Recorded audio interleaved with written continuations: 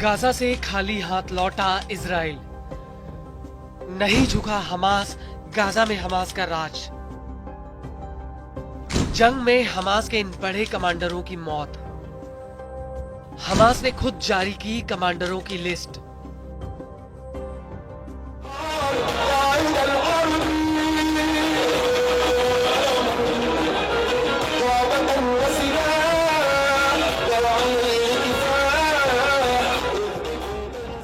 Gaza में करीब 15 महीनों की जंग के बाद इजराइल अपने लक्ष्यों को हासिल नहीं कर पाया।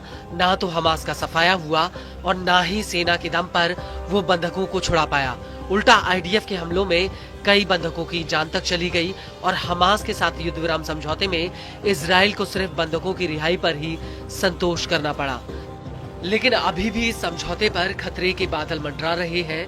इजराइल और ट्रंप चाहते हैं कि जल्द से जल्द और ज्यादा से ज्यादा बंधकों को रिहा किया जाए।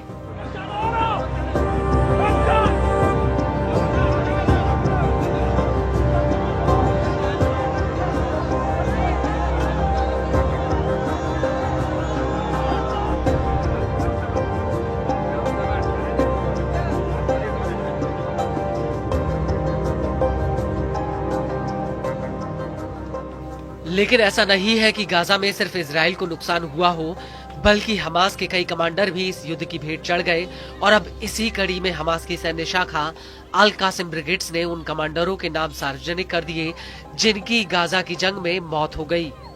हमास की सैन्य शाखा अल कासिम ब्रिगेड्स के मुखिया अबू उबैदा ने खुद सामने आकर बाकायदा सभी कमांडरों के नाम बताए हैं और इस लिस्ट में सबसे पहला नाम अल कासिम ब्रिगेड्स के कमांडर मोहम्मद दाइफ का है।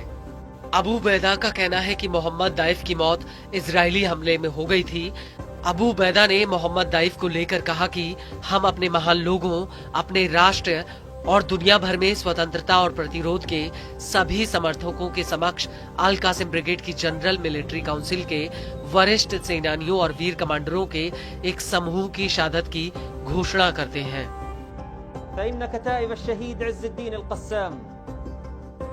تزف إلى أبناء شعبنا العظيم وإلى أمتنا ولكل أنصار الحرية والمقاومة في العالم استشهاد ثلة من المجاهدين الكبار والقادة الأبطال من أعضاء المجلس العسكري العام لكتائب الشهيد عز الدين القسام، شهيد الأمة الكبير القائد محمد الضيف أبو خالد، قائد هيئة أركان كتائب القسام، والقائد الكبير الشهيد مروان عيسى أبو البراء نائب قائد أركان كتائب القسام। आपको बता दें कि अल कासिम ब्रिगेड्स का दूसरे कमांडरों को लेकर कहना है कि इस जंग में डिप्टी कमांडर मारवान इस्सा की भी मौत हो गई। उनके अलावा कमांडर गाजी अबू तामा जो हथियार और कॉम्बैट सर्विस में थे, मैन पावर और सप्लाई यूनिट के कमांडर रायद थाबेद भी गाजा में मारे गए। इसके अलावा खान यूनिस ब्रिगेड्स के कमांडर राफे सलामा भी शहीद हो गए।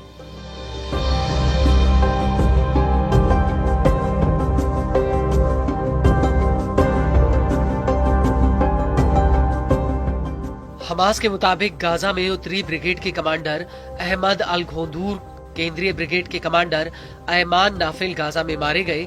हालांकि हमास की इस घोषणा से पहले कई मीडिया हाउसों ने मोहम्मद दाइफ की मौत की खबर दी थी, लेकिन ये पहली बार है जब हमास ने अपने वरिष्ठ नेताओं के मारे जाने की बात मानी है। इजराइल ने सबसे पहले अगस्त 2024 में मोहम्मद दाइफ को मारने की बात कही थी। आईडीएफ का कहना था कि उसने जुलाई 2024 में एक हवाई हमले में मोहम्मद दाइफ को मार गिराया था। हालांकि तब से लेकर अब तक उसकी मौत की पुष्टि नहीं हुई थी। वहीं अपने सीनियर कमांडरों की मौत की पुष्टि इतनी देरी से करने को लेकर अबू उबैदा का कहना है कि यह घोषणा सभी तरह की जरूरी प्रक्रिया और जंग के मैदान में सभी तरह की सुरक्षा चिंताओं को ध्यान में रखकर की गई है। इस सब के बीच ईरानी न्यूज एजेंसी प्रेस टीवी का कहना है कि दाइफ के डिप्टी मारवान इस्सा हमास की सैन्य शाखा अल कासिम ब्रिगेड्स में काफी अहम थे। वही कमांडर तामा गाजा के भीतर हथियारों का जिम्मा संभालते थे और वो इससे पहले हमास के सेंट्रल कैंपस ब्रिगेड्स के मुखिया भी रहे थे, जबकि थाबेद की गिनती हमास के टॉप 10 कमांडरों में आती थी। वो दाइफ और हमास के मुखिया याहा सिनवार के बेहद ही करीबी थे। अबू बैदा का आगे कहना है कि ये सभी कमांडर जंग के मैदान में आगे बढ़ते हुए मारे गए। इन्होंने जंग में अपने पैर पीछे नहीं खींचे और हमारे कमांडरों की हत्या से इजराइल को कुछ हासिल नहीं हुआ। अबू बैदा का कहना है कि हमारे हर नेताओं की हत्या की घोषणा इजराइल के ऊपर उल्टा असर डालती है। ये हमारे लड़ाकों को कमजोर करने के बजाय बल्कि अब ये उनके लिए जीत का एक संकेत बन गया है।